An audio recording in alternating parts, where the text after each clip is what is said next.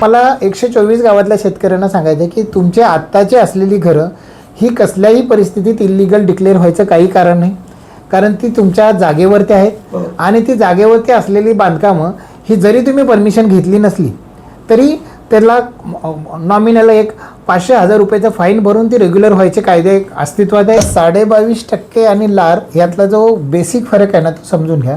22.5% मध्ये तुम्ही स्वतःहून संमती देता आणि त्याच्यामध्ये ते समोरून काय देतील आणि कधी देतील ते मान्य करतात. त्याला टाइम बाउंड नाही, म्हणजे त्यांच्या मर्जीप्रमाणे देतील. लारमध्ये असं आहे की तुम्ही 20% जागेचं कॉम्पेन्सेशन त्यांच्याकडे ठेवून 80% उचलता. तर त्या व्यवहारामध्ये असं आहे की त्या 20%चा भूखंड पहिल्यांदा शेतकऱ्यांना द्यावा लागेल आणि मग तो व्यवहार कंप्लीट होईल. नगरविकासचे सचिव जाहीर प्लॅटफॉर्म येऊन सांगतायत का आता याच्या पुढं तिसऱ्या मुंबईसाठी 22% फायनल आहे, हे मॉडेल फायनल. याच्यावर आता जास्त चर्चा करायची नाही, त्यात काही स्कोप नाही. म्हणजे तुम्ही काही इथे डिक्टरचे मानतायत का? म्हणजे चर्चेला सुद्धा जागा नाही. तुम्ही कोण ठरवणार 22% फायनल? आणि याच्यावर चर्चा आहे का? एवढी हिंमत त्यांच्याकडे येतात कुठे? नैनामध्ये असं केलं गेलंय की तुमचा 1 एकरचा भूखंड मिळालाय, पण त्या 1 एकरमध्ये तुमचं राहतं घर आहे.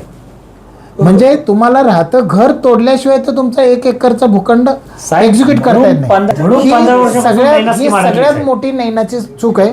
PMRDA मध्ये एक्झिस्टिंग घरं आहेत ती रेग्युलर करून मग प्लॉट दिलेले आहेत आणि मग तो माणूस त्याच्या एक्झिस्टिंग घर तोडून नवीन बांधायचं त्याच्या चॉईस प्रमाणे बांधू शकतो. इथले 100% लोकांची घरं तोडली जाणार, हा थॉटच चुकीचा आहे.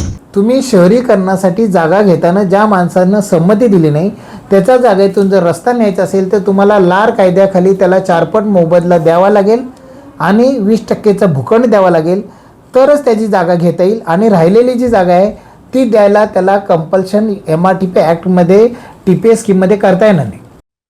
नमस्कार, मी सागर राजे, प्रभात पर्व न्यूजवर आपलं सर्वांचं स्वागत करतो. सध्या तिसऱ्या मुंबईची सर्वत्र चर्चा आहे आणि यामध्ये 22.5% विकसित भूखंड शेतकऱ्यांना सरकार देऊ करतो. खरं म्हणजे याविषयी वाद सुरू आहे. सरकारचं म्हणणं की अतिशय योग्य आणि खूप चांगल्या पद्धतीचा हा मोबदला असणार आहे, परंतु शेतकऱ्यांना मात्र यामध्ये कुठेतरी त्यांच्यावर अन्याय होतो असं वाटतं. खरोखर यावर कुठली गोष्ट सत्य आहे? सरकारची बाजू सत्य आहे की शेतकऱ्यांचे म्हणणं सत्य आहे? याविषयी आपल्याला जाणून घ्यायचं आहे आणि त्यासाठी आजच्या आपल्या चर्चेमध्ये 2 मान्यवर या ठिकाणी आहेत. एक तर जे स्वतः उद्योजक देखील आहेत आणि बाधित शेतकरी आहेत असे शहाजी पाटील साहेब आपल्यासोबत आहेत. साहेब स्वागत आहे आपलं प्रभात पर्व न्यूजमध्ये. आणि परिवर्तन गावठाण विकास सामाजिक संस्थेचे अध्यक्ष किरण पाटील जे सातत्याने याविषयी आपल्या चॅनलवर त्यांनी अनेक वेळा चर्चा केलेली आहे. तर अशा दोन्ही अभ्यासू व्यक्तीकडनं आपण चर्चेला सुरुवात करणार आहोत. आणि सुरुवातीला अर्थातच ज्यांची ओळख मी असे दिली की जे स्वतः उद्योजक आहेत आणि बाधित शेतकरी आहेत. एकतर उद्योजक असं बोलल्यानंतर बऱ्याच लोकांची नाकं मोडली जातात, परंतु मी खात्रीने सांगतो, मी त्यांच्याशी अनेक वेळा चर्चा केलेली आहे किंवा त्यांचा अभ्यास पाहिलेला आहे की शेतकऱ्यांच्या बाजूने असलेला उद्योजक म्हणून शहाजी पाटील साहेब आहेत. आणि मला तर त्यांच्या म्हणजे अनेक इंटरव्ह्यू घ्यावे लागतील कदाचित. राईट टू सर्व्हिसच्या आतमध्ये कसा जो शेतकऱ्यांवर जो अन्याय होतो तो कसा दूर केला जाऊ शकतो याविषयी देखील त्यांनी चर्चा केलेली आहे. परंतु आजचा मात्र मुद्दा आहे हा 22.5% जो विकसित भूखंड तिसऱ्या मुंबईमध्ये जे बाधित शेतकरी असतील त्यांना जो दिला जाणार आहे त्याविषयीची चर्चा आहे. पाटील साहेब, तुमच्याकडनं चर्चेला सुरुवात करूया आपण. एकतर 22.5% हा खूप चांगला मोबदला आहे असं सरकारचं म्हणणं आहे, परंतु तुम्ही तुमच्या अभ्यासाअंती या 22.5%चा जो मुद्दा आहे त्याच्यावर काय भाष्य करू इच्छिता? तो खरोखर योग्य आहे की खरोखर तुमचं म्हणणं की शेतकऱ्यावर त्याच्यानं अन्याय होतो? हे बघा, आपल्याकडं केंद्र सरकारनं 2013चा लार हा कायदा अस्तित्वात आला आणि तो कायदा अस्तित्वात आल्यानंतर 1 मार्च 2014 पासून तो महाराष्ट्रामध्ये लागू झाला. आता तो शिडकोमध्ये ज्यावेळेला शिडको ही NTDA म्हणून इथं काम करत होती त्यावेळेला 1 मार्च 2014 मध्ये महाराष्ट्र गव्हर्नमेंटने एक GR काढला आणि त्या GR मध्ये त्यांनी 22.5% आणि लार या दोन्ही गोष्टींचा उल्लेख केला. कायदा नवीन होता त्यावेळेला तो लोकांच्या लक्षात आला नाही आणि शिडको आणि शासन या दोघांच्याकडून एअरपोर्टच्या संबंधित जी जमीन नवी मुंबईमध्ये घेतली गेली त्याच्यामध्ये घोर फसवणूक झाली. मी याच्या अगोदरही याविषयी बोललेलं आहे. आता तीच गोष्ट ही शिडकोत झालेली बरोबर आहे असं समजून MMR 124 गावांच्यासाठी लागू करायला लागले. आता शिडकोमध्ये 22.5% मध्ये काय काय घडलं ह्या सगळ्याचा जर आपण सिस्टमॅटिकली उहापोह केला तर आपल्याला लक्षात येईल की 22.5% योजना ही लारपेक्षा किती फसवी आणि किती अन्यायकारक आहे. तर बघा 22.5% मध्ये 22%चा भूखंड देणार असं म्हणतात, पण ॲक्च्युली तो 15.75% दिला जातो. तोही भूखंड भाड्याचा दिला जातो. आता लारमध्ये त्या 22.5%च्या ऐवजी किंवा 15.75% ॲक्च्युली दिला जातो, त्याच्याऐवजी 20% मालकी हक्काचा भूखंड मिळतो. आता ते 20% मालकी हक्काचा भूखंड मिळतो आणि त्या आपली जी जागा ॲक्विजिशन केली जाते त्या जागा ॲक्विजिशन केलेल्या जागेला 4 पट बाजारभावाची किंमत मिळते. बाजारभावाच्या ही फार इम्पॉर्टंट गोष्ट आहे. म्हणजे लोकांच्या डोक्यामध्ये रेडी रेकनरची किंमत अशी असते, रेडी रेकनरच्या किमतीच्या 4 ते 5 पट हा बाजारभाव असतो नेहमी सगळ्याच बाबतीत. अगदी सिडकोच्या टेंडर प्लॉटपासून कुठली खरेदी विक्री घेतली तर. आता फक्त त्या खरेदी विक्रीच्या व्यवहाराला रेडी रेकनरपेक्षा कमी नसावी अशा प्रकारची एक कायद्यामधले प्रोव्हिजन असल्यामुळं बऱ्याच वेळेला जागा खरेदी केलेल्याच्या किमतीमध्ये कॅश चेक हा प्रमाण होतं आणि त्याच्यामुळे ते ॲग्रीमेंटवरती दिसलं जात नाही.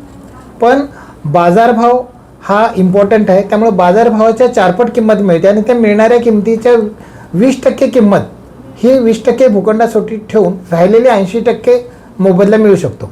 आता मी पुन्हा पुन्हा बाजारभाव एवढ्यासाठी म्हटलं कारण ज्या वेळेला नवी मुंबईच्या उदाहरणादाखत नवी मुंबईच्या एअरपोर्टसाठी जागा घेतली त्यावेळेला उलव्याला 2013 ते 2015मध्ये 50 लाख रुपये हा गुंठ्याचा भाव होता आणि 50 लाख हा गुंठ्याचा भाव नकारून म्हणजे तो जर गुंठ्याचा भाव होता तर त्यातले 80% म्हणजे 40 लाख गुंठ्याला शेतकऱ्यांना भेटले असते आणि 20%चा मालकी हक्काचा भूखंड भेटला असता. त्याच्याऐवजी ते 40 लाख गुंठ्याचे नाकारून शेतकऱ्यांनी 0 पैसे घेणं पसंत केलं आणि 20% मालकी हक्काचा भूखंड घेण्याच्या ऐवजी 15.75% भाड्याचा भूखंड घेतला. आता त्या भाड्याच्या भूखंडाबरोबर अजून शेतकऱ्यांना त्या एरियाच्या डेव्हलपमेंटसाठी 10 लाख गुंठ्याला एवढे पैसे मोठी अमाऊंट घेतली गेली. त्याच्यासाठी ट्रान्सफर चार्जेस लावले जातात, त्याच्यासाठी त्यातल्या विकलेल्या सदनिकासाठी ट्रान्सफर चार्जेस लावले जातात. हा भाड्याचा भूखंड असल्यामुळं प्रत्येक गोष्टीसाठी NOC लागते आणि त्याच्यानंतर हा भाड्याचा भूखंड जर भविष्यामध्ये मालकी हक्काचा करायचं म्हटलं तर गव्हर्नमेंटच्या JR प्रमाणे त्याला त्यावेळेच्या रेडी रेकनरच्या 10% किंमत दिली जाते, द्यावी लागते. आता मी जे बाजारभाव म्हटलं त्या बाजारभावामध्ये 40 लाखाचा सुद्धा मिळालेला जो भाव आहे तो सुद्धा कोर्टात जाऊन हा कमी किंवा जास्त या पद्धतीनं त्याचा न्याय मागण्याचा अधिकार आहे. उदाहरणादाखल मी 2 उदाहरणं सांगतो. एक असं की बोकडविरा गावामध्ये 1986मध्ये जी जागा ॲक्विजिशन केली आणि त्या जागेच्या ॲक्विजिशनसाठी 5,60,000 रुपये एवढा मोबदला शासनाने आणि सिडकोनं दिलेला होता. त्याचे सुप्रीम कोर्टात निकाल लागल्यानंतर आता त्या शेतकऱ्याला 214 कोटी देणे लागत आहे सिडको. दुसरं उदाहरण असं की ज्या एअरपोर्टच्या एरियामधली जागा एअरपोर्ट जिथं होते तिथली जागा 1970मध्ये ॲक्विजिशन केलेली होती. पुण्याच्या एका शेतकऱ्याची जागा होती. ती जागा त्यांनी ॲक्विजिशन केल्यानंतर ते 1970च्या ॲक्विजिशनच्या अगेन्स्ट तो कोर्टात गेलेला आणि त्याचा निकाल 2015मध्ये लागला. तर 2070च्या ॲक्विजिशनचा निकाल 2015मध्ये लागल्यानंतर त्यांना त्यावेळेला जे मिळालेले पैसे आहेत व्याजासकट ते 20 लाख रुपये गुंठा एवढे होते. या 2 उदाहरणावरनं 22.5%ची ॲक्विजिशन केली त्यावेळेला एअरपोर्टमधल्या लोकांना किती पैसे मिळाले असते आणि त्याच्याऐवजी त्यांनी किती मोठं नुकसान केलं हे लक्षात येईल. आता अशाच प्रकारची जी पुनरावृत्ती आहे ते 124 गावामध्ये करायला चाललेले आहेत. त्याच्यामुळे 22.5% योजना ही चुकीची आहे. आणि तुमचाच प्रश्न मी कंटिन्यू करणार आहे. एक तर रेडी रेकनरचा दर म्हणजे आता मी आमच्या म्हणजे उदाहरणार्थ आता नवी मुंबई ऊर्जा प्रकल्प जो असेल किंवा आता कॉरिडॉरसाठी जेव्हा जमीन संपादित करण्यात आली त्यावेळी देखील अशाच पद्धतीने तिथे रेडी रेकनरचा विषय आला, तो चौपट मोबदला. त्यामध्ये देखील तो मुळातच रेडी रेकनरचा दरच कमी असतो आणि त्यामुळे आपल्याला काही जास्त मिळणार नाही असं वाटतं. मग त्याच्यामुळे ह्या सगळ्या गोष्टी परत इथे देखील तसंच होणार आहे ना? नाही, हे बघा मी आत्ता जो काही या एरियातला भाव आहे तो चुकीचा आहे आणि तो भाव करेक्ट करण्यासाठी मी जसं नवी मुंबई एअरपोर्ट येणार आहे आणि MTHL ब्रिज येणार आहे या प्रकारच्या डेव्हलपमेंटमुळं गेल्या 5 ते 7 वर्षामध्ये सिडकोच्या वेगळ्या वेगळ्या भागातल्या टेंडरना 10 पट किंमत जास्त आली. म्हणजे अगदी नेरूरमध्ये पूर्वी जो पाम बीचच्या समोरचा जो भूखंड आहे तो अगदी 5 स्टार हॉटेलसाठी 57,000 रुपये पर स्क्वेअर मीटरच्या भावाने विकलेला होता आणि आता एअरपोर्ट आणि या डेव्हलपमेंटनंतर 5,55,000च्या भावानं नेरूळमधलाच प्लॉट गेलेला आहे. बऱ्याच प्लॅटफॉर्मवरती शिडकोच्या त्यावेळेचे MD जे आहेत की जे आत्ताचे MMRDAचे कमिशनर आहेत, त्या संजय मुखर्जी साहेबांनी पब्लिक प्लॅटफॉर्मवरती सांगितलेलं आहे की एअरपोर्ट आणि MTHL आल्यानंतर आमच्या भूखंडांच्या किमती ह्या 10 पट वाढलेल्या आहेत.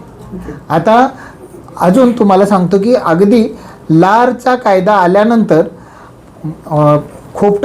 खोपटामधल्या काही जागा आहेत किंवा कोळखेच्या जागा आहेत, इकडच्या कामोठ्याच्या इथल्या जागा आहेत. कामोठ्याच्या जागेला लारच्या कायद्याच्या अंडर 2017मध्ये कलेक्टरनी 53,000चा भाव दिलेला आहे. कोळखेमधली जी जागा आहे नॅशनल NH4B साठी जी घेतली गेली त्याच्यासाठी 42,000चा भाव दिलेला आहे 2017मध्ये. सुप्रीम कोर्टाच्या आदेशाप्रमाणे दरवर्षी 10%चा राईज हा अपेक्षित आहे. त्या अगदी 47,000च्या जमिनीला च्या भावाला जो लारच्या अंडर कलेक्टरने केलेला आहे त्याला जरी 10% इयर ऑन इयर राईज केला तरी लक्षात येईल. 2017मध्ये एअरपोर्ट कमिशन झालेलं नव्हतं, MTHL ब्रिज कमिशन झालेलं नव्हतं. त्या दोघांचा इफेक्ट केला तर या परिसरामध्ये असलेल्या जागेंचा जो भाव आहे हा 1 कोटीपेक्षा कमी असण्याचं काही कारण नाही. कारण या परिसरामध्ये आता शिडको 5 कोटी पर गुंठा या भावानं जर जागा विकत असेल तर शेतकऱ्यांची जागेचा किंमत 1 कोटी बाजारभाव नसायचं काही कारण नाही. ओके, बरं साहेब, आता या सगळ्या गोष्टीमध्ये जो GR आहे शासनाचा त्याच्यामध्ये अनेक गोष्टी आहेत की त्या शेतकऱ्यांच्या मनाविरुद्ध आहेत. त्याच्यामध्ये सोशल इम्पॅक्ट बरोबर ना, असेसमेंट कसं आहे म्हणजे त्याचा काही समावेश नाही. त्याच्यामध्ये पास थ्रू आहे, त्या पद्धतीने तुम्ही जमीन खरेदी करा. या सगळ्या गोष्टी किती शेतकऱ्याच्या विरोधात होऊ शकतील? याच्यामध्ये जर आपण GR बघितला तर सगळ्यात पहिल्यांदा सेंट्रल गव्हर्नमेंटच्या 2013च्या कायद्याप्रमाणे जे काही कॉम्पेन्सेशन अपेक्षित आहे त्याच्यापेक्षा कमी कॉम्पेन्सेशन देण्यासाठी कुठल्याही राज्य सरकारनं अलाउड नाही. अगदी तो गुन्हा आहे. इथंपर्यंत ते स्ट्रिक्ट प्रोव्हिजन आहेत. म्हणजे कुठल्याही राज्य सरकारनं लार कायद्यापेक्षा जास्त जर द्यायचं असेल तर ते राज्य सरकारांना अलाउड आहे. आता 22.5% ही योजना चुकीची आहे हे आता आपण डिटेलमध्ये बघितलं. आता या MMRच्या रिजनमध्ये अजून त्यांनी 4 ऑप्शन दिलेले होते. त्याच्यामधले एक ऑप्शन त्यांचं असं होतं की पास थ्रू पॉलिसी. आता हे जे पास थ्रू पॉलिसी आहे, पास थ्रू पॉलिसी ते MIDC मधली घेऊन आलेत. MIDC जे जागा घेते इंडस्ट्री बसवण्यासाठी त्या रिमोट एरियामधल्या जागा घेते आणि त्या रिमोट एरियामधल्या जागा घेताना MIDC जे आहे ही 5 पट त्यांना कॉम्पेन्सेशन देते आणि 5 पट कॉम्पेन्सेशन ज्यावेळेस शेतकरी घेतो त्यावेळी त्या जमिनीची खरेदी विक्री झाली असं मानलं जातं. म्हणजे ते खरेदी खताने त्या जमिनीची खरेदी विक्री होते आणि त्याच्यानंतर कोर्टात जाऊन त्याला अजून मोबदला घेण्याची काही मुभा राहत नाही. त्याच्यानंतर MIDCची जी जागा आहे त्या एरियामध्ये MIDCची जागा घेतल्यानंतर त्याच्या आजूबाजूला जे अवेलेबल जागा आहे तिथली ते शेतकरी जागा विकत घेऊ शकतात. म्हणजे त्यातलं एक 5 पट मिळणाऱ्या कॉम्पेन्सेशनमधलं 1 पट कॉम्पेन्सेशनने ते तिथली जागा रिप्लेस करू शकतात आणि 4 पट कॉम्पेन्सेशन अजून त्यांना ॲडिशनल मिळू शकतं. तशी सिच्युएशन जी आहे ही इथला शहर वसवताना जर जागा घेतली गेली आणि ती लार्ज अंडर घेतली गेली तर पास थ्रू पॉलिसीच्या अंडर ती जागा घेऊन जर MMRDA कुणाला तरी देणार असेल आणि त्या ॲग्रीमेंटमध्ये आम्ही जागा ॲक्विजिशन केलेली कॉस्टच्या पेक्षा भविष्यामध्ये कोर्टामधून जे ॲडिशनल कॉस्ट लागेल ती त्या समोरच्या माणसानं द्यावी अशा प्रकारची अट्ट टाकून जर देणार असेल तर त्याच्यामध्ये एक धोका असा आहे की ती जी प्रायव्हेट पार्टी आहे ती प्रायव्हेट पार्टी हा प्रोजेक्ट केल्यानंतर कोर्टाचे निकाल लागायला 10 वर्षाचा वेळ लागतो, 5 वर्ष 10 वर्ष. तेवढ्या पिरियडमध्ये ती पार्टी तो प्रोजेक्ट करून जाईल आणि त्यांची कंपनी बंद करू शकते, त्यांची कंपनी लिक्विडेशनमध्ये जाऊ शकते आणि कोर्टाकडून जे काही मोबदला करोडो रुपयाचा मिळणार आहे त्याची जबाबदारी MMRD ही तिसऱ्या माणसावरती कशी पास करू शकते. तर पास थ्रू पॉलिसी जरी MMRDला वापरायची असेल तरी कॉम्पेन्सेशन हे देण्याची जबाबदारी MMRDनं स्वतःकडेच ठेवायला पाहिजे.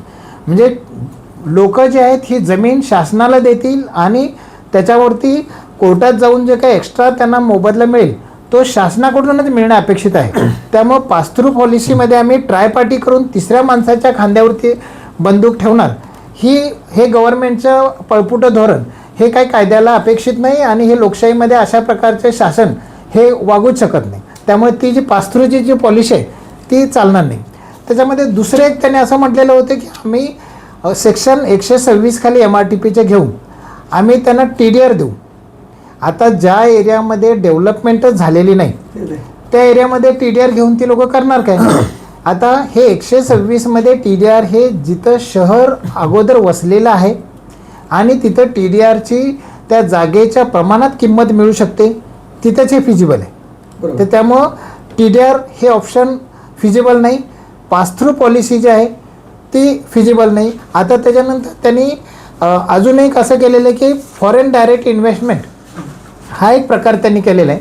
आता फॉरेन डायरेक्ट इन्व्हेस्टमेंटमध्ये त्यांनी असं म्हटलेलं आहे की एखाद्या कंपनीनं यायचं आणि 100 एकर 200 एकर अशी जागा खरेदी करायची आणि त्या 100 एकर जागेवरती जर त्यांनी 250 कोटी खर्च केले तर त्यांना ती जागा विकायला ते आणि त्या पॉलिसीमध्ये फॉरेन डायरेक्ट इन्व्हेस्टमेंटमध्ये अलाउड होईल.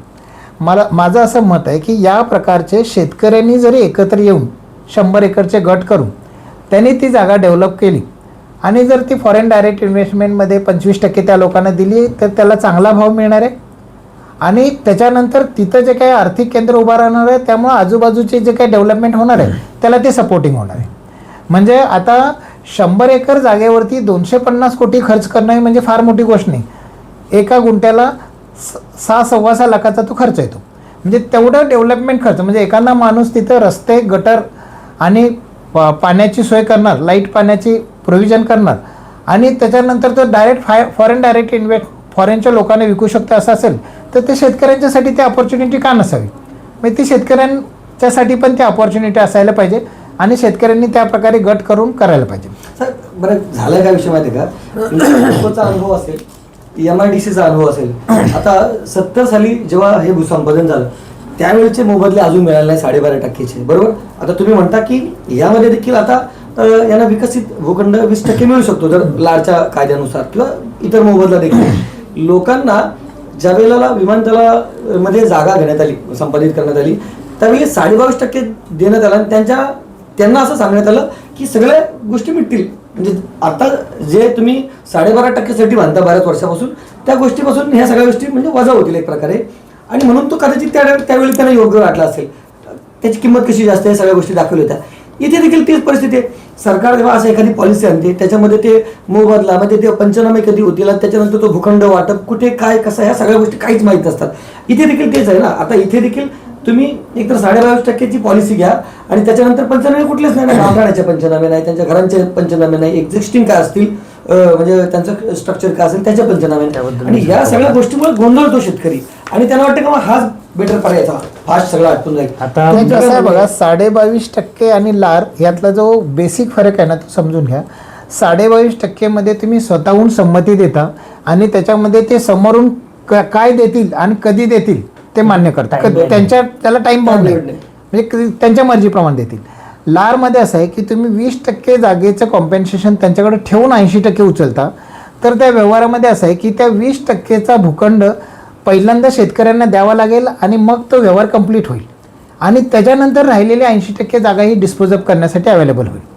तशी सिच्युएशन 22.5% नाही. 22.5% लोकांची जागा घेतली, त्या लोकांना 22.5% प्लॉट मिळण्याच्या अगोदर त्या घेतलेल्या जागेवरती तिसऱ्या लोकांना 22% प्लॉट दिले किंवा टेंडर काढून प्लॉट विकले.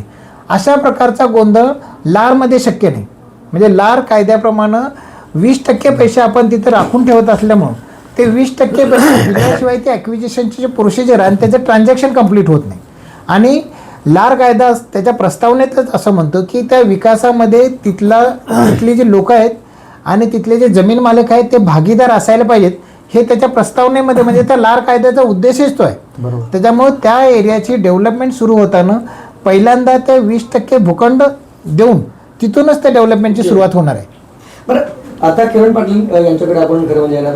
या GR मध्ये ज्याप्रमाणे नैनात क्षेत्रातील लोकांचे जे प्रश्न आहेत अजून देखील म्हणजे त्यांच्या गुडचरणी असतील, त्यांचे गावठण असतील, त्यांचे स्ट्रक्चर असतील, या सगळ्या गोष्टींना कुठेतरी फाटा दिलेला आहे असं वाटतं का तुम्हाला या GR मध्ये? एक उदाहरण जर साहेब द्यायचं झालं नाही, भूखंडाचं बोलतोय. आता चिंद्रन आमच्या पनवेल तालुक्यामध्ये तिथे भूसंपादन केलं MIDCसाठी. MIDCचं धोरण मे बी 10%चं असेल, ते 10% आहे. आता याच्यामध्ये क्लिअर कट दिलंय शेतकऱ्याला जे जमीन त्याची 50 गुंठे होती, ही ॲग्रीमेंट आहे डायरेक्ट थेट खरेदी पद्धतीमध्ये. त्याने ॲग्रीमेंट केली, त्याचे पैशाचा मोबदला होत होता 2,25,00,000 रुपये, बरोबर आहे. पण त्या तक्त्यामध्ये जे ना साहेब 10%चा त्याला डेव्हलप प्लॉट द्यायचा आहे, त्याचे 22,50,000 वर्ग वजा केले आणि देताना 2,25,000 जागेवर 2,02,50,000 रुपये दिले. म्हणजे त्याला जमिनीचे पैसेही भेटले प्लस त्याला तो डेव्हलप प्लॉटही कुठला 50 गुंठ्याच्या बदली 5 गुंठ्याचा आणि मग त्या जमिनीचा ताबा केला. तसंच सेम इथे जर आपण थोडा कायदेशीर अजून स्वतःचं प्रबोधन करून घेतलं, स्वतः स्वयंप्रकाशित झालो आणि व्यवस्थित प्रस्ताव आपली दिली तर आपल्याला जमिनीचे बाजारभावाप्रमाणेच्या 4 पटीचे पैसे प्लस 20% असा भूखंड, त्याचे पैसे द्यायची गरज नाही, फ्री ऑफ कॉस्ट आपल्या संपादनाचे पैशामधून पहिलेच वजा तो प्लॉट पण भेटू शकतो. तर प्रत्येकाने याचा नक्कीच विचार करा. एक उदाहरण म्हणून मी आणलं होतं आणि हे जे सर्व मुद्दे आता शहाजी पाटील साहेबांनी आम्ही चर्चा केली याच्याबद्दल आम्ही ऑलरेडी परिवर्तन गावठाण विकास सामाजिक संस्थेतर्फे माननीय मुख्यमंत्री आणि नगरविकासचे सचिव यांना पत्रव्यवहार केलेलं आहे. पाटील साहेबांनी सुद्धा केलेलं आहे आणि आम्ही या लढाईमध्ये एकत्र आहोत, तुमच्यासोबत आहोत. तुम्ही सुद्धा एकत्र या, कारण बाधित तुम्ही होत आहे, आपण सर्व होत आहे, याची नक्कीच सर्वांनी विचार केला पाहिजे. सर्वात महत्त्वाचं असं आहे का 2013चा ऑलरेडी कायदा अस्तित्वात आहे, जो केंद्र सरकारचा कायदा आहे, बरोबर आहे. त्याचं इम्प्लिमेंटेशन करणं प्रत्येक राज्य सरकारला अनिवार्य आहे, प्रत्येक शासकीय महामंडळ अनिवार्य आहे. पण ते करताना त्याचे जे निकष आहेत ते कुठेतरी शासनाला किंवा महामंडळाला त्रासदायक होतात. वाढीचा मोबदला शेतकऱ्यांना जातो, ते न जाण्यासाठी एक मधला मार्ग थेट वाटाघाटी पद्धतीने कसं सोडवता येईल म्हणून मग त्यांनी हा 20.5% नवीन गाजर मार्केटमध्ये आणला. आता शहाजी पाटील असतील, तुम्ही असाल, आम्ही असो किंवा उद्या आपल्यापेक्षा मोठे काहीच येत नाही, घसा फोडून कितीतरी शेतकऱ्यांना आपण सांगण्याचा प्रयत्न केला. पण जोपर्यंत शेतकरी स्वतःची कन्सल्टिंग करून घेत नाही याच्या बाबतीमध्ये तर नक्की चांगलं कुठलं आणि वाईट कुठलं, शहाजी पाटील सांगतात, किरण पाटील सांगतात म्हणून आमचंच ऐका असं काही त्याचं कारण नाही आहे. पण तुम्ही स्वतः एनलाईट तिथं झालं पाहिजे. आता 20.5% भूखंडाचे दुष्परिणाम किती ते साहेबांनी आता इथेच सांगितलेले आहेत.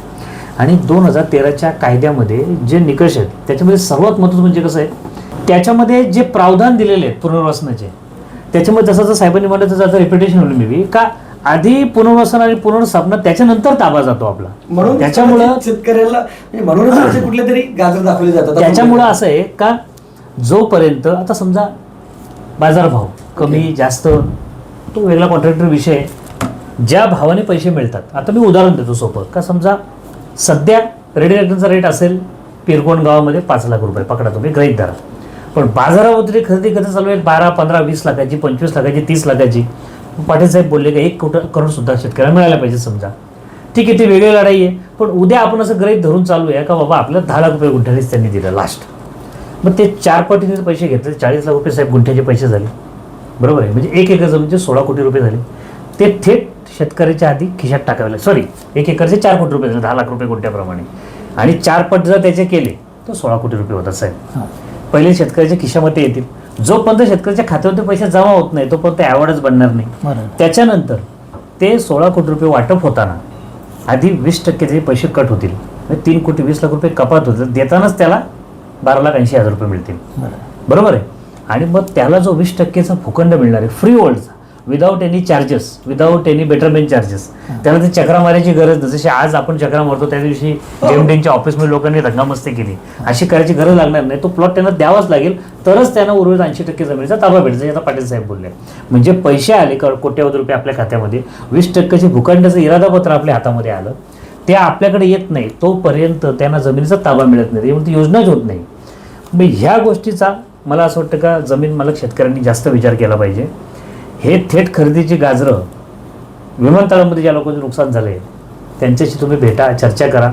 आता विमानतळामध्ये जे बाधित शेतकरी आहेत त्याच्यामध्ये काही लोकांचा फायदा झाला असेल, त्याच्यामुळे ते शांत आहेत, पण 60-70% लोकांचं खूप नुकसान झालेलं आहे. मग तिथून आपण काहीतरी शिकलं पाहिजे. आणि जर काही कारणास्तव आपल्याला असं वाटतं आहे का बाबा शासन आपल्याला हवी होऊ पाहत आहे, तर मग कोर्ट कचेऱ्या असतील, जनआंदोलनं असतील, गावसभा असतील, याच्याने जनजागृती करून जास्तीत जास्त महामंडळ आपल्याला बेजार कसं करता येईल आपल्या फायद्यासाठी. विकासाला विरोध कधीच करायचा नसतो, कारण या पूर्ण विभागाची आता 3री मुंबई जर होत असेल तर शेतकरी त्याचा केंद्रबिंदू असला पाहिजे आणि जास्तीत जास्त फायदा शेतकऱ्यांना कसा भेटेल अशी भूमिका प्रत्येकाने तिथे ठेवली पाहिजे. सर बरं, आपण आहे ना जास्त चर्चा न लांबवता सुरुवात करणार. एक तर मागचा जो विषय म्हणजे महत्त्वाचा आहे, मी बोललो होतो, किरणजी तुम्हालाही बोललो होतो की ज्या वेळेला असा कुठला GR निघतो किंवा अशी चर्चा सुरू होते, ऑटोमॅटिक काही इन्व्हेस्टर शेतकऱ्यांच्या जमिनी घेत असतात. म्हणजे सरकारला माहीत असतं की शेतकऱ्यांकडनं थेट जमिनी आपल्याला मिळणार नाही, मग अशा वेळी काय केलं जातं, मग इन्व्हेस्टर पेरले जातात. आणि जवळजवळ एखाद्या प्रकल्पाला लागणारी 100% जमीन, त्याच्यापैकी 40, 50, 60, 70% जमीन ही हळूहळू त्या इन्व्हेस्टरांकडे जाते. कारण इथे शेतकऱ्यांची इंटरनल लफडे असतात. अशा सामाजिक संघटना असतील, तुमच्या आमच्यासारखे सगळे पत्रकार मंडळी किंवा समाज सुधारक, या सगळ्यामध्ये भरडायचं नाही म्हणून लोक शेवटी हा पर्याय निवडतात आणि अशा वेळेला त्यांचं अजून नुकसान होत असतं. याला काय उपाय आहे त्याचं मी तुम्हाला एकदम सोप्या शब्दात सांगतो. याला काय उपाय आहे का? एक गोष्ट. आणि दुसरी गोष्ट म्हणजे खरोखरच शेतकऱ्यांनी नक्की काय केलं पाहिजे या सगळ्या बाबतीत? मी सोप्या शब्दात सांगतो. ओके. जेव्हापासून ही अधिसूचना निघाली तेव्हापासून असंख्य युट्यूबर्स, असंख्य समाज प्रबोधनकार असतील किंवा असंख्य इंस्टाग्राम रील्स बनवणारे असतील, हे सगळे जमिनी विकल्या कशा जातील पटकन त्यासाठी व्हिडिओज बनवत असतात. खूप व्हिडिओ आली. म्हणजे कशी तुमचा फायदा होईल, तुम्ही या 4 लाखात 3 लाखात जमिनी घ्या, 50,000 1 लाख व्ह्यूज त्या व्हिडिओजला आहेत.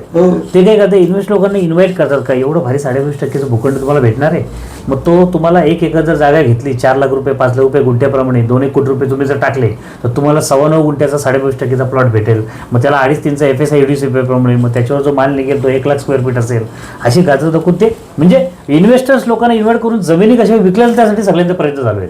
पण त्या जमिनी न विकल्या जाता शेतकरीच तिथे कसा स्टेक होल्डर बनेल यासाठी कोणी व्हिडिओ बनवत नाही, यासाठी कोणी प्रबोधन करत नाही. आणि मला असं वाटतं की ते काम शहाजी पाटील सारखी माणसं करतायत तर त्यांचं आपण अभिनंदन केलं पाहिजे. तुम्हाला त्याच्यामध्ये बघा, आपण आता 22% मध्ये जे पांजे जांभूळपाडा या भागातल्या ज्या जागा घेतल्या ना, याच्यामध्ये शेतकरी जे आहे हे आपली जागा घेणार आहेत म्हणजे तिथे काय होणार आहे ही गोष्ट समजूनच घेत नाही. म्हणजे आता जसं सुरुवातीला त्या भागामधल्या लोकांनी 2 लाखाने जागा विकल्या, काय त्याच जागा आज 15 लाखाने विकल्या जातात. बरोबर आहे. म्हणजे 2 लाख ते 15 लाख हा एका वर्षाच्या पिरियडमधल्या कुठल्याही मार्केटचा हाईक असू शकत नाही. हो, कुठल्याही याचा अर्थ काय की ज्या वेळेला 2 लाख होते त्यावेळेला लोकांना माहीत नव्हतं काय पोटेन्शियल आहे, त्याचं काय होणार आहे. आणि 15 लाख आहे तरीसुद्धा लोकांच्याकडे रिलेटिव्हिटी डोक्यात आहे की एका माणसानं 2 लाखाला विकलं आणि आज मी 15 लाखाला विकतोय म्हणजे मी जिंकलो, अशा प्रकारचा थॉट आहे. मी माझ्याकडं तिथं दादरपाडा आणि बेलोंडा त्या एरियामधल्या माझ्या 2 मीटिंग झाल्या. मी त्यांना सांगितलं की तुमची जी जागा आहे ही MTHL ब्रिजला लागून आहे. हो. उलव्यामध्ये 2021 2,14,000 रुपये पर स्क्वेअर मीटरच्या भावानं प्लॉट विकला गेला. 2,14,000 2 कोटी 14 लाख रुपये गुंठ्यानं. आज 10% इयर ऑन इयरच्या ह्याच्याप्रमाणे आज तिथली किंमत शिडकोला जर प्लॉट विकायचा असेल तर ती त्यांची बेसिक किंमत 3 कोटी रुपये गुंठा ठेवते. मग 3 कोटी ही प्लॉटची किंमत आहे. त्याच्या रॉ लँडची किंमत ही सुप्रीम कोर्ट म्हणतं 70% असायला पाहिजे. आणि TP स्कीमप्रमाणे आपण बघितलं तर आपल्या 100 गुंठ्यापैकी 60 गुंठ्याचा आपला प्लॉट तयार होतो. म्हणजे त्या किमतीबरोबर कम्पेअर केलं तर 3 कोटीचा 60% म्हणजे 1.8 करोड पर गुंठा ही तिथली कॉस्ट आहे. ही कोर्टामध्ये प्रूव्ह करते. म्हणजे आज जर तिथला त्या जांभूळपाडा तिथल्या वालमधले शेतकरी असतील किंवा दादरपाड्याचे असतील, बेलोंडे खारचे असतील, इथल्या शेतकऱ्यांना 1,80,00,000 हे कॉम्पेन्सेशन मिळायला काहीच हरकत नाही.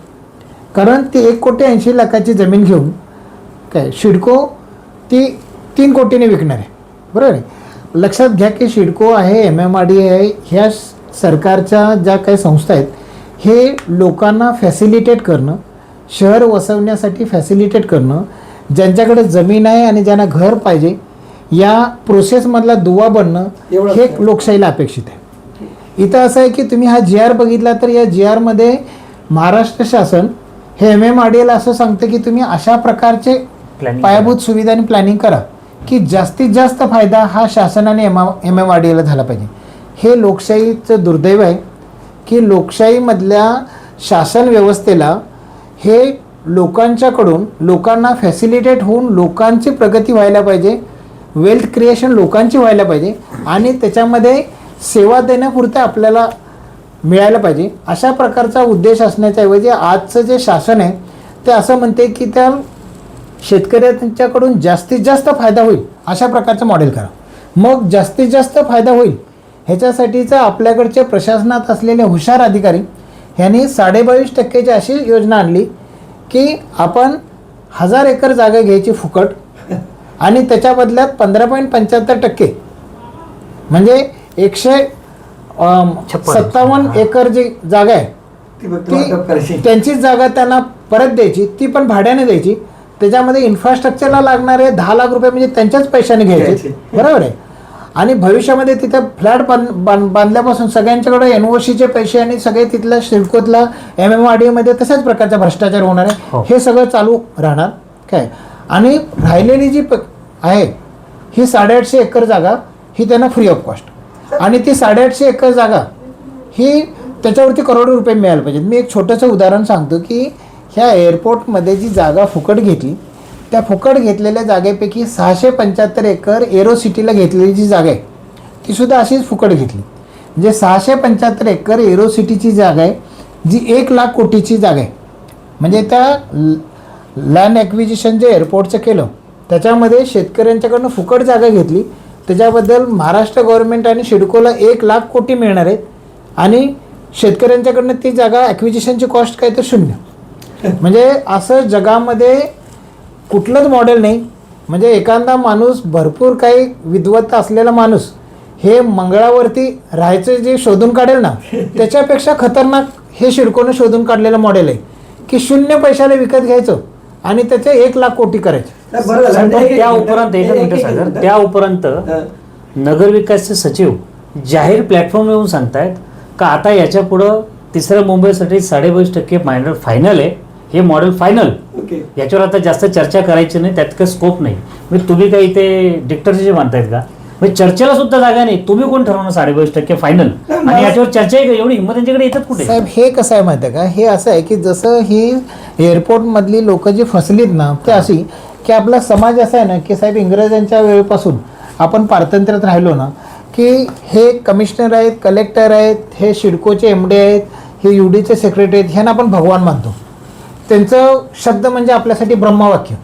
म्हणजे त्यांनी जे म्हटले त्याच्यापेक्षा दुसरं काही जगात कायदा असू शकत नाही, दुसरं काय अर्थ असू शकत नाही.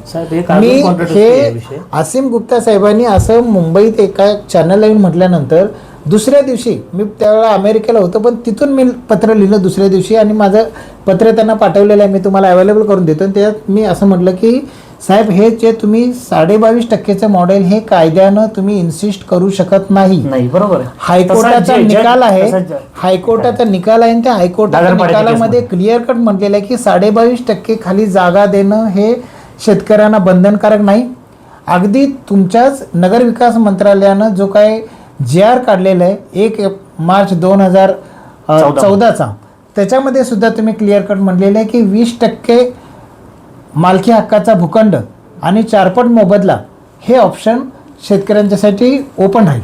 आता कसं आहे की हे शेतकरी हे जे अधिकारी आहेत हे किती जोरात सांगतील हे आपल्या शेतकरी त्यांना किती इन्फ्लुएन्स व्हायचं हे शेतकऱ्याच्या हातात आहे. नाही सर, म्हणजे मला आनंद काय की आज म्हणजे किरण पाटील नेहमी बोलत असतात, राजाराम पाटील साहेब नेहमी बोलत असतात की बाबा कशा रीतीने 2013चा कायदा चांगला आहे. दुर्दैवानं काय होतं, विकासक कधी अशा गोष्टी मांडत नव्हता. आज काय तुम्ही स्वतः बाधित शेतकरी आहात यामध्ये, त्याच्यामुळे तुम्हाला ते अधिक तुम्ही अधिक अभ्यास करून त्याविषयी बोलत आहात.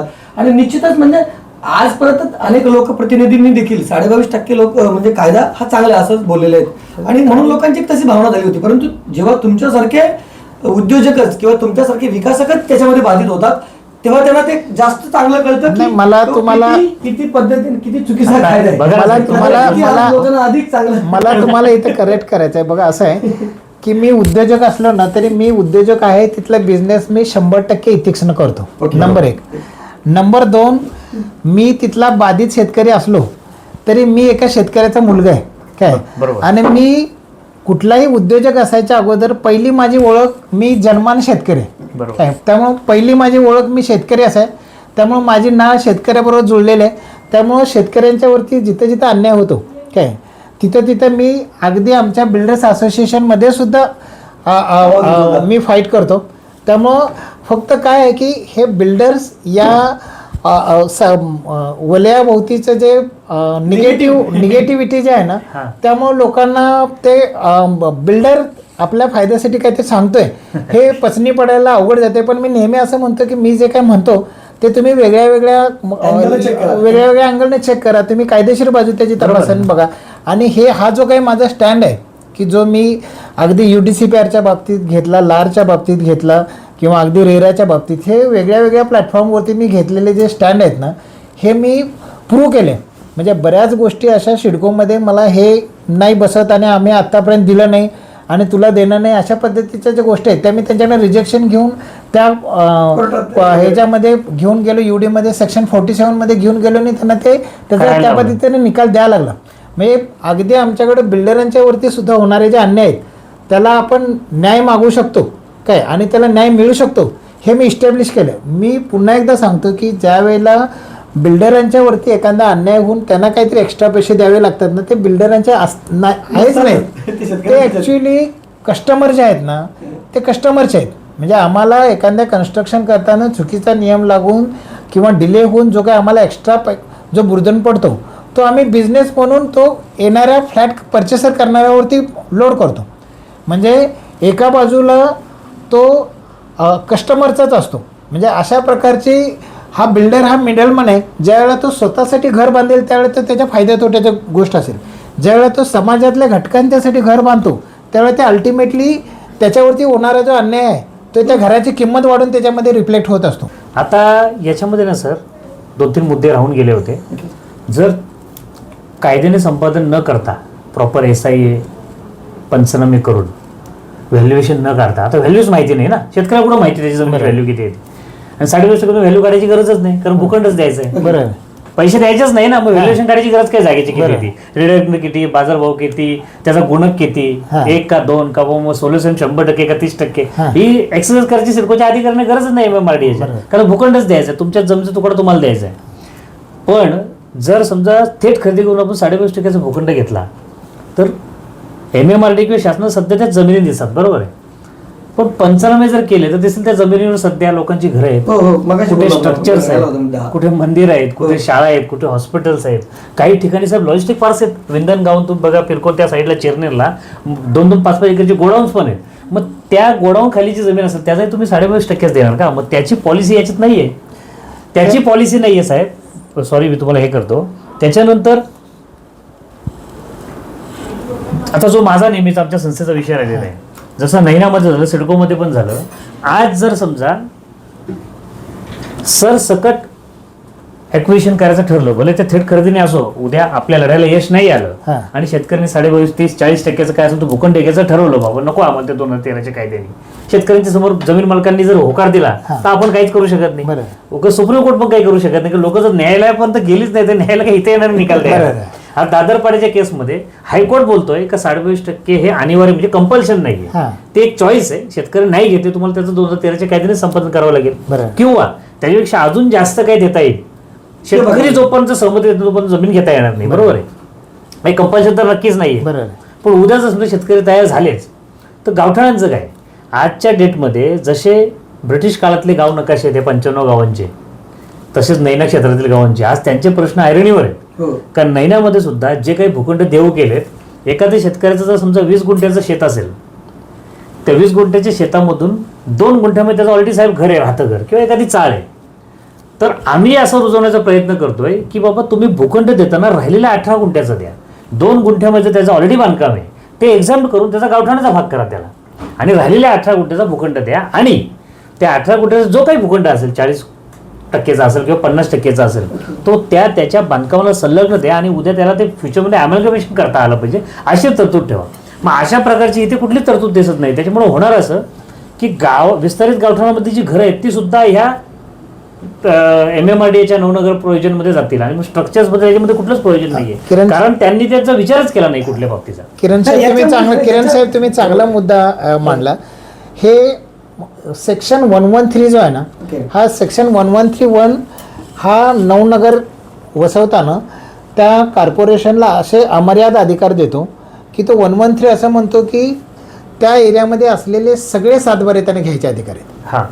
आता इंग्रजांच्या वेळेला असलेली गावठाणं जी आहेत ती सोडून आज सुद्धा जी गाव वसलेले आहेत त्यातले 90% गावं ही सातबाऱ्यावरती आहेत. आता एक्झिस्टिंग ज्याच्यावरती ओनरशिप आहे त्याच्यावरती या जागा यांना घ्यायचा अधिकार नाही. त्यामुळे मला 124 गावातल्या शेतकऱ्यांना सांगायचं आहे की तुमची आत्ताची असलेली घरं ही कसल्याही परिस्थितीत इलिगल डिक्लेअर व्हायचं काही कारण नाही, कारण ती तुमच्या जागेवरती आहेत आणि ती जागेवरती असलेली बांधकामं ही जरी तुम्ही परमिशन घेतली नसली तरी त्याला नॉमिनल एक 500,000 रुपयाचा फाईन भरून ती रेग्युलर व्हायचे कायदे अस्तित्वात आहेत आणि त्या पद्धतीने ते करावे लागतील. आणि त्याच्या आत्ता एक जी आर आलेला आहे, 2 दिवसापूर्वीचा एक जी आर असा आहे की त्याच्यामध्ये पनवेल उरण ह्या 124 गावामधील सरकारी जमीन आहे. म्हणजे उरणमधली 376 हेक्टर आहे, म्हणजे साधारणतः 930 एकर, आणि पेनमधली काहीतरी 1800 हेक्टर आहे, म्हणजे ते अजून काहीतरी 4,000 एकर होईल जागा. आता ही गव्हर्नमेंटची जागा ही MMRDAला वर्ग करण्यात आलेली आहे, बरोबर आहे. आता ही ज्या MMRDAला वर्ग करण्यात आलेली आहे ह्यातल्या गव्हर्नमेंटच्या बऱ्याचशा जागेवरती गावठाणाच्या आजूबाजूला लोकांनी घरं बांधलेली.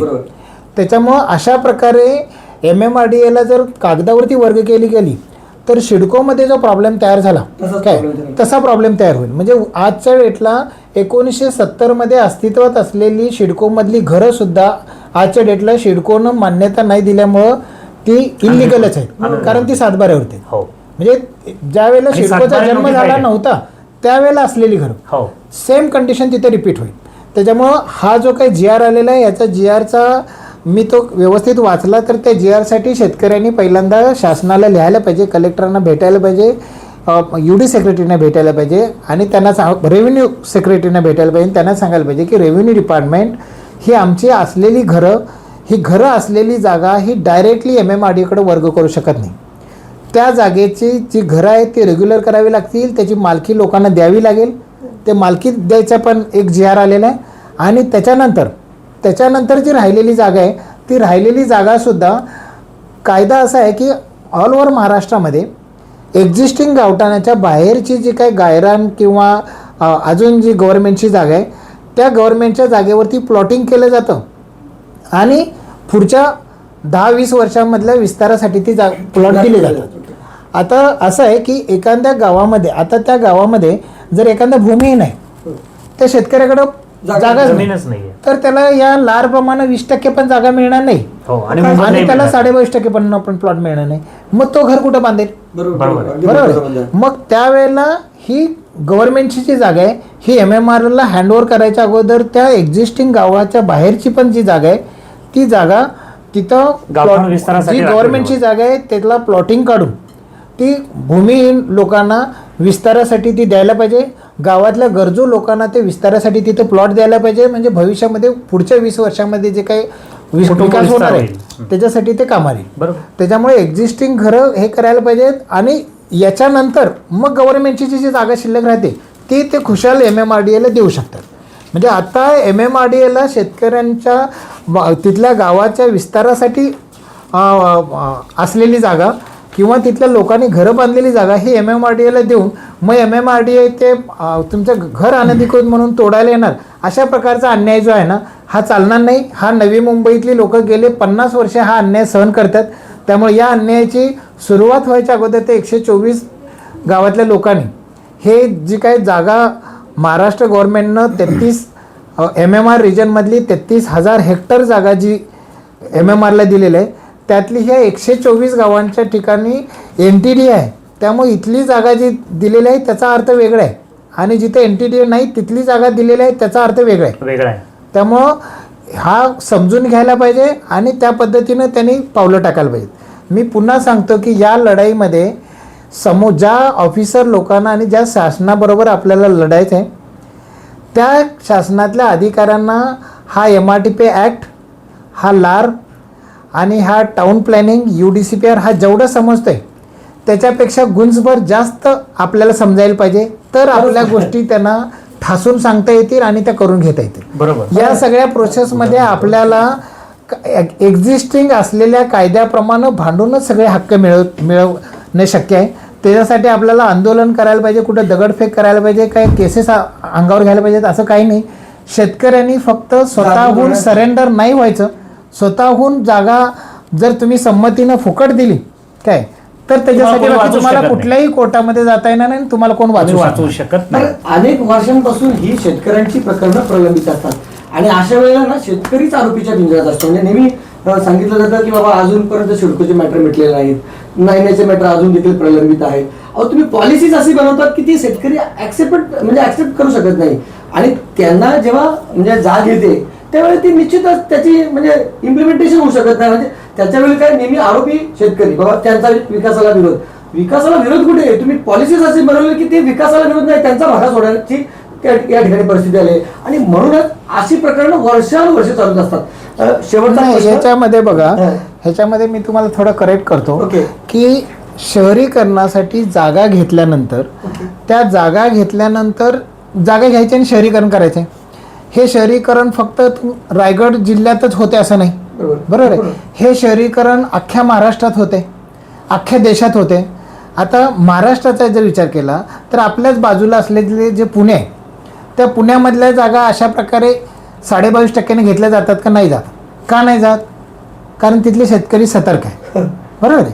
मी लोकप्रतिनिधी म्हणत नाही, म्हणजे लोकप्रतिनिधी काही म्हटले काय तरी जर तिथले शेतकरी समर्थ असतील, त्यांची वैचारिक ठेवण स्ट्रॉंग असेल तर अडचण यायचं कारण नाही. आता पुण्यामध्ये PMRDAच्या एरियामध्ये तिथं पण शहर वसायचं आहे, तिथं जागा घेताना 22.5%चं प्रारूप येत नाही.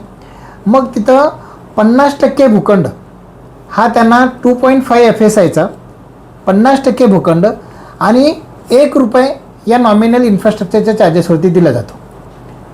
तेच आपले आणि ह्या 50% भूखंडानंतर किरण साहेब तुम्ही म्हणत होता तसं एक्झिस्टिंग असलेली जी घरं आहेत ती आहे त्या ठिकाणी त्यांना भूखंड मिळतो आणि त्या भूखंड एक्झिस्टिंग आहे त्या ठिकाणी मिळण्यासाठी अजून त्यांनी 4% दिलेले. म्हणजे शहर वसवताना 5% जे आहे हे अफोर्डेबल आणि डिस्प्लेस्ड लोकांच्यासाठी, विस्थापित होणाऱ्या लोकांच्यासाठी आहेत ना, त्यातले 5% पैकी 4% जे आहेत हे त्या PMRDAच्या एरियामध्ये तिथली एक्झिस्टिंग लोकांची घरं त्याच ठिकाणी रेग्युलर करण्यासाठी केलेले आहेत. म्हणजे जी घरं आहेत तिथं त्यांना 100% जागा त्यांची तशीच ठेवलेली आहे आणि त्याला भूखंडाचा दर्जा दिलेला आहे काय, आणि राहिलेल्या जागेवरती 50% भूखंड दिलेलं आहे. बरोबर. नैना जे फेल्युअर आहे त्याचं हे मेन रिझन आहे. हो. नैनामध्ये असं केलं गेलं आहे की तुमचा 1 एकरचा भूखंड मिळाला आहे, पण त्या 1 एकरमध्ये तुमचं राहतं घर आहे. म्हणजे तुम्हाला राहतं घर तोडल्याशिवाय तर तुमचा 1 एकरचा भूखंड एक्झिक्यूट करता येत नाही. 15 वर्षापासून म्हणजे नैना अशा प्रकारे केलेलं आहे की तुमचं घर हे उद्ध्वस्त करायला लागेल आणि मग नैना उभा राहणार आहे. म्हणून ही 15 वर्षापासून नैना ही scheme आणली सगळ्यात आहे. मोठी नैनाची चूक आहे. PMRDA मध्ये एक्झिस्टिंग घरं आहेत ती रेग्युलर करून मग प्लॉट दिलेले आहेत आणि मग तो माणूस त्याच्या एक्झिस्टिंग घर तोडून नवीन बांधायचं त्याच्या चॉईस प्रमाणे बांधू शकतो. इथले 100% लोकांची घरं तोडली जाणार हा थॉटच चुकीचा आहे. म्हणजे नैना हे फेल्युअर व्हायचं हे मेन कारण आहे. दुसरं असं की यांनी कायद्याप्रमाणे 60% मिळायचे प्रोव्हिजन असताना आणि त्या 60%च्या केसमध्ये डेव्हलपमेंट चार्जेस त्यांना लागणार आहेत. पुण्यातल्या लोकांनी असं केलं की आम्हाला 60च्या ऐवजी 50 द्या आणि डेव्हलपमेंटचे आम्ही उर्वरित 10 मध्ये तुम्ही ₹1 फक्त देणार.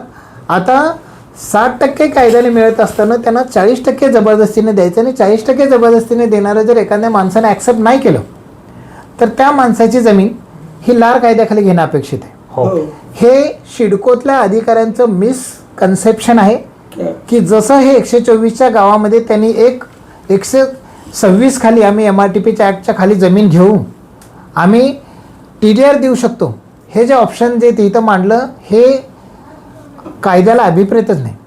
तुम्ही शहरीकरणासाठी जागा घेताना ज्या माणसांना संमती दिली नाही त्याच्या जागेतून जर रस्ता न्यायचा असेल तर तुम्हाला लार कायद्याखाली त्याला 4 पट मोबदला द्यावा लागेल आणि 20%चा भूखंड द्यावा लागेल तरच त्याची जागा घेता येईल. आणि राहिलेली जी जागा आहे ती द्यायला त्याला कंपल्शन MRTP ॲक्टमध्ये TPA स्कीममध्ये करता येणार नाही.